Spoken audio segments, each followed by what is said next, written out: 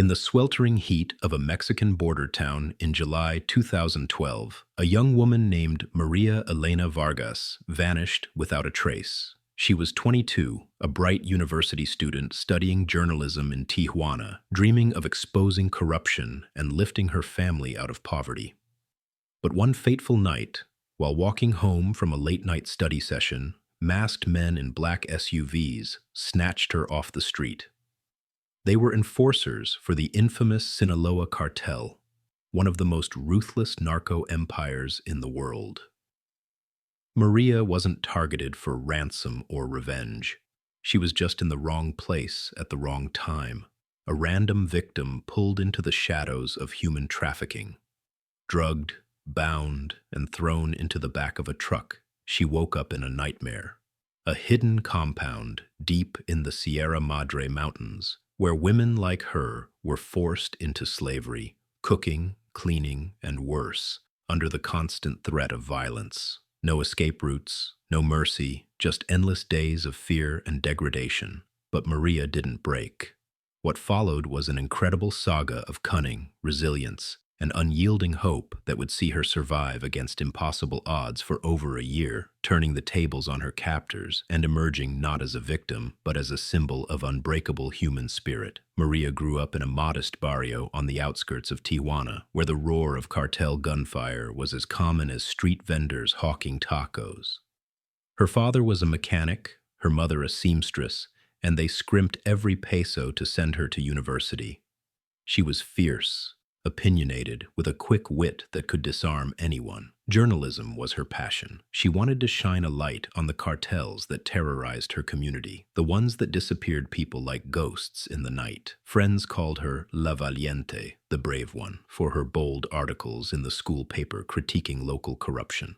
But bravery in theory is one thing. In the grip of real danger, it's another. That July evening, she had stayed late at the library, researching a piece on cross-border smuggling. The streets were dimly lit, patrolled more by shadows than police. She heard the screech of tires, felt rough hands clamp over her mouth, and everything went black. When she came to, the world was a blur of pain and disorientation. Her wrists were zip-tied, her mouth gagged with a rag that tasted like oil. She was in a dusty room with concrete walls, guarded by armed men with tattoos snaking up their necks, skulls, roses, and the infamous Santa Muerte, Saint of Death. The cartel had a network of these hidden camps, where they held people for labor, extortion, or trafficking across the border. Maria was thrown into a group of about a dozen women, all ages, from Mexico, Central America, even as far as Colombia. Their jobs were grim, preparing meals for the sicarios, hitmen, washing blood-stained clothes, tending to opium poppy fields under the blistering sun, and enduring the whims of their captors. Escape attempts were met with beatings or worse. Stories whispered in the dark about women who tried and ended up in shallow graves. The compound was a fortress, surrounded by jagged mountains, patrolled by dogs and lookouts with AK-47s, and rigged with tripwires that triggered alarms. No phones, no contact with the outside world. The boss, a scar-faced man they called El Lobo, the wolf, ruled with an iron fist, his eyes cold as steel. Maria's first days were a haze of terror. She was stripped of her clothes, given ragged hand-me-downs, and assigned to the kitchen detail, peeling potatoes, grinding corn for tortillas, boiling beans over open fires. The women worked from dawn until midnight, their bodies aching from labor and malnutrition. Meals were scraps, stale bread, watery soup, the occasional piece of overripe fruit.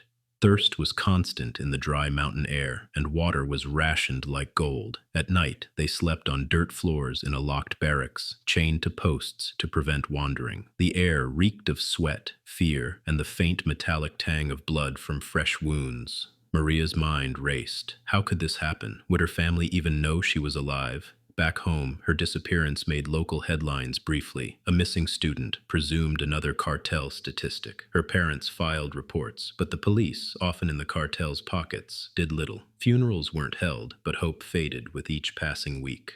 But Maria wasn't one to surrender. She remembered her grandmother's stories of survival during the Mexican Revolution. Women who outsmarted armies with nothing but their wits. From the start, she observed everything: the guards' routines, the weak spots in the fence, the hidden paths through the poppy fields. She befriended the other women quietly, building alliances. There was Rosa, a tough 30-year-old from Guatemala, who had been there 6 months and knew the layout like the back of her hand. Lucia, a quiet teenager from Honduras, who could pick locks with a hairpin.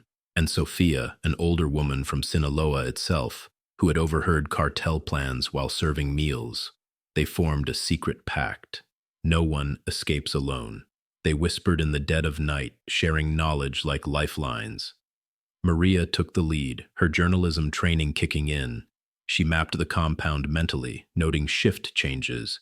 Guards swapped at 3 a.m., supply truck arrivals every Tuesday, and the one blind spot in the perimeter where a ravine dipped low enough to crawl under the wire. Survival meant more than just enduring. It meant staying sharp, body and mind. The women rationed their meager food, hiding bits of fruit or bread in secret caches for emergencies.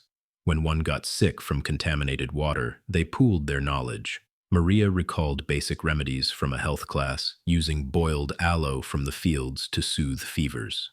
Punishments were harsh. El Lobo once whipped a woman for dropping a plate, but the group covered for each other, taking blame in turns to distribute the pain. Arguments flared, exhaustion bred resentment. Rosa and Lucia clashed over a stolen blanket once, voices rising in the barracks. But Maria enforced a simple rule: we cool off separately, then talk. They'd separate for an hour, walk the perimeter under guard, pretending to forage, let the mountain wind clear their heads, and return calmer. It wasn't therapy, it was necessity. Division meant death. As months dragged on, hope flickered but never died. Maria started a quiet ritual. Each evening, as the sun dipped behind the peaks, the women would share stories. Sofia sang old folk songs about freedom fighters, her voice a fragile thread in the darkness. Maria told tales from her journalism books, of whistleblowers who toppled empires. Lucia fashioned a crude calendar from scratches on a rock, marking days to keep time from slipping away. They exercised in secret, squats in the kitchen, stretches while weeding fields, building strength without drawing attention. One day, while tending poppies, Maria found a discarded nail file in the dirt, sharp enough to be a tool. She hid it, and over weeks, they used it to slowly weaken a chain link in the barracks. Fire became their ally, too. During kitchen duty, they learned to control the flames, using embers to signal if needed. But escape required a plan, not just tools. The turning point came after 8 months. A massive rainstorm hit the mountains, turning paths to mud and flooding the ravine. The guards were distracted, hunkered in their bunkers. Maria saw the opportunity. The blind spot would be underwater, but navigable. That night, under cover of thunder, the 4 women, Mara, Rosa, Lucia, and Sofia, slipped their weakened chains. They grabbed hidden food stashes, a makeshift map Maria had drawn on a scrap of cloth, and the nail file as a weapon. Creeping through the fields, hearts pounding, they reached the fence. Lucia picked the lock on a side gate while Rosa kept watch. Alarms blared, dogs barked wildly, but the storm masked their flight. They ran into the ravine, water up to their waists, slipping on rocks but pushing forward. Gunshots echoed behind them, but the mountains swallowed the sound.